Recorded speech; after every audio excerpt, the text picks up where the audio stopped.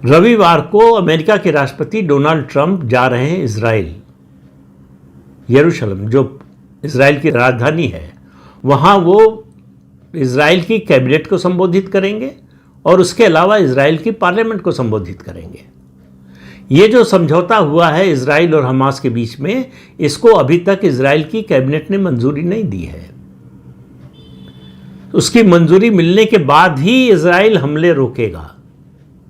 जब तक इसको मंजूरी कैबिनेट की नहीं मिलती तब तक इजराइल हमले नहीं रोकेगा। तो अंतिम फैसला इस बारे में रविवार को ट्रंप की इजराइल यात्रा के बाद ही होगा। और सवाल यह है कि क्या हमास पूरी तरह से सारे बंधकों को छोड़ने के लिए तैयार हो गया है। एक समझौता यह हुआ है कि कोई सेरेमनी नहीं होगी, रेड क्रॉस और दूसरी अंतर्राष्ट्रीय संस्थाओं के जरिए जो है इन बंधकों को छोड़ा जाएगा। लेकिन जो डर हमास का पहले था इस समझौते को न करने का, कि एक बार बंधक छोड़ दिए तो फिर इजराइल पर तो कोई दबाव रह ही नहीं जाएगा, तो उसको सारी उम्मीद ये है कि ये जो समझौता कराया है ट्रंप ने उसको मानेगा इजराइल। अगर वो नहीं मानता है तो क्या होगा, ये बहुत सारे सवाल हैं। लेकिन इजराइल और हमास की बात नहीं, और अफगानिस्तान ही नहीं, दुनिया के बहुत से देश जिसमें भारत भी है, उनकी चिंता ये है कि पाकिस्तान की आईएसआई लश्कर तैयबा और आइसिस खोरासान का गठजोड़ बनाना चाहती है। ये भारत के लिए खतरे का संकेत है, भारत के लिए चेतावनी भी है और भारत के लिए अवसर भी है।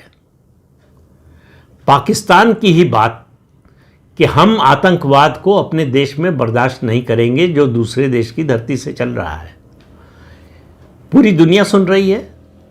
अब पूरी दुनिया पाकिस्तान को रोकने की कोई कोशिश नहीं कर रही है। इस बीच में और छोटे छोटे कई डेवलपमेंट हो रहे हैं।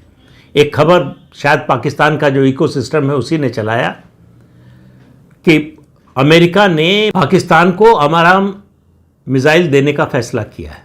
अमेरिकी दूतावास की ओर से इस बात का खंडन किया गया है। अमेरिकी सरकार ने इस बात का खंडन किया है कि ऐसी कोई मिसाइल की डील पाकिस्तान के साथ हुई है।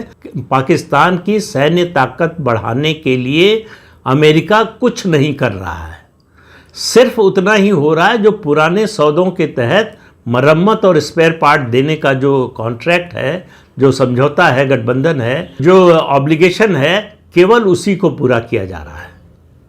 अमेरिका को भी समझ में आ रहा है कि अगर पाकिस्तान को वो सैन्य रूप से ज़्यादा ताकतवर बनाने की कोशिश करेगा तो इसका रिएक्शन भारत में होगा।